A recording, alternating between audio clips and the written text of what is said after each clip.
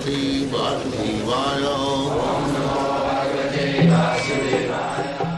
Vandeham Shri Guru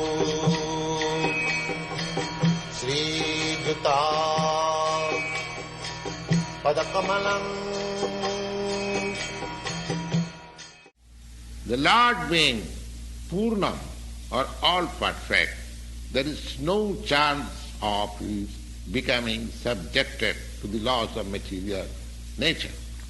One should therefore be intelligent enough to know that except the Lord, nobody is the proprietor of anything within the universe. That is explained in the Bhagavad-gita. Aham sarvasya prabhu. Matta sarvam pravartati iti matya bhajanti ma buddha bhavo samannita. The Lord is the original creator. He is the creator of Brahma.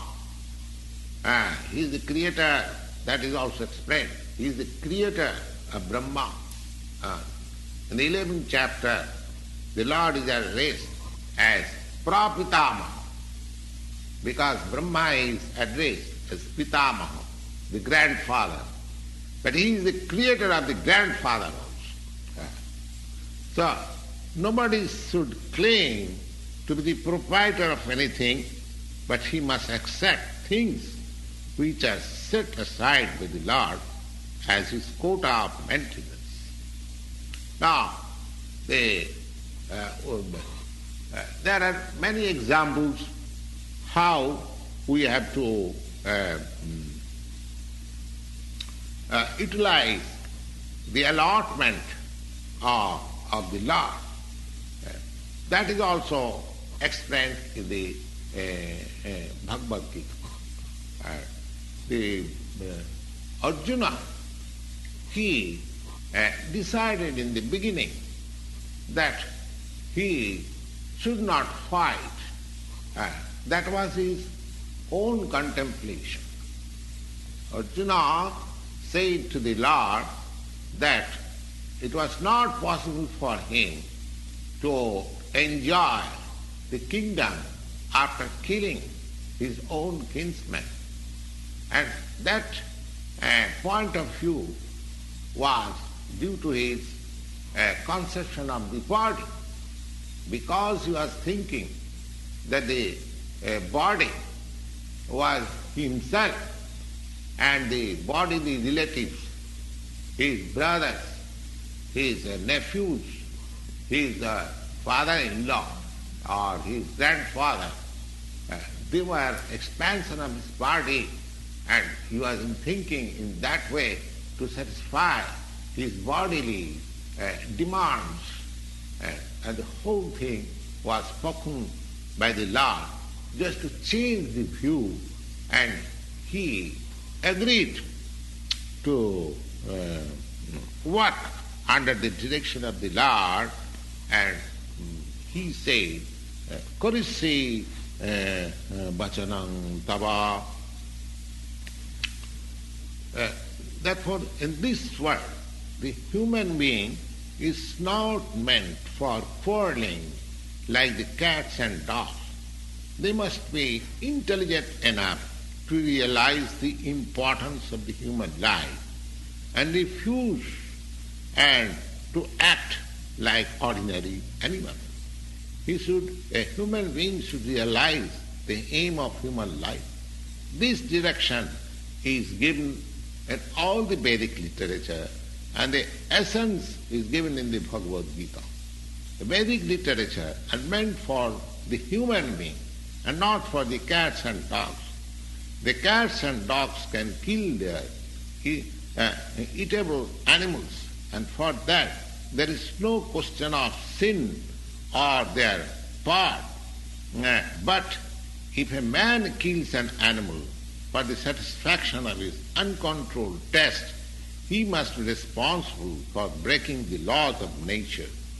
And in the Bhagavad-gita, it is clearly explained that there are three kinds of activities according to the different modes of nature. The activities of goodness, the activities of passion, the activities of ignorance. Similarly, there are three kinds of eatables also. Eatables in goodness, eatables on passion, eatables on ignorance.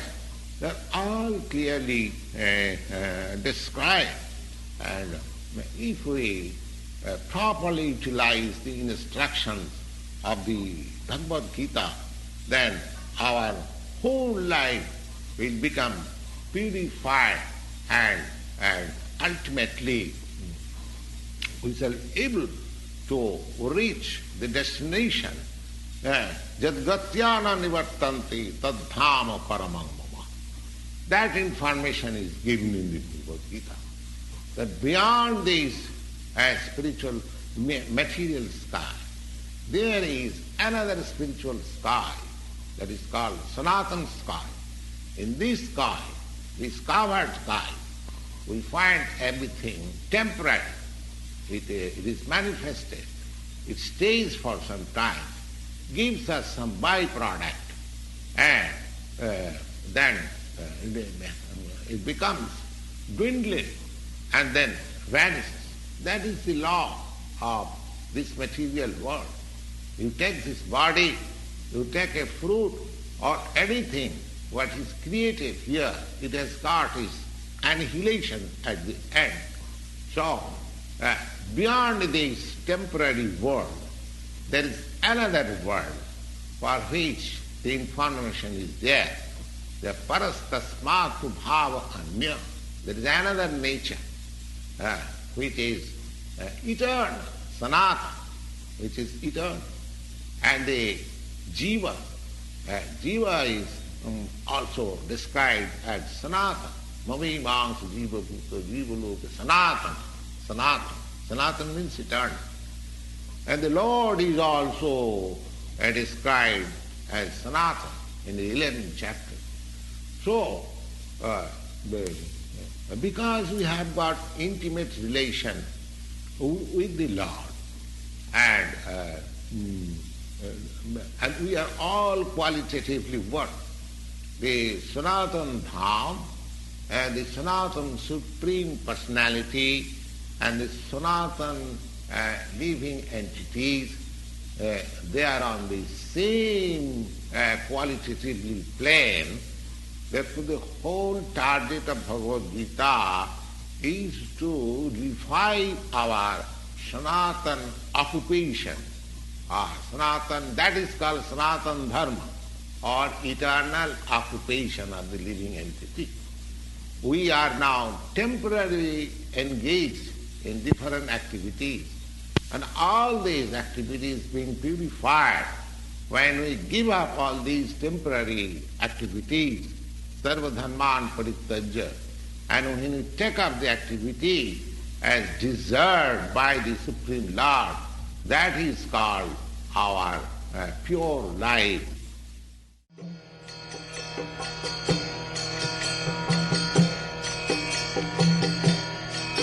Hare Krishna, Krishna Krishna,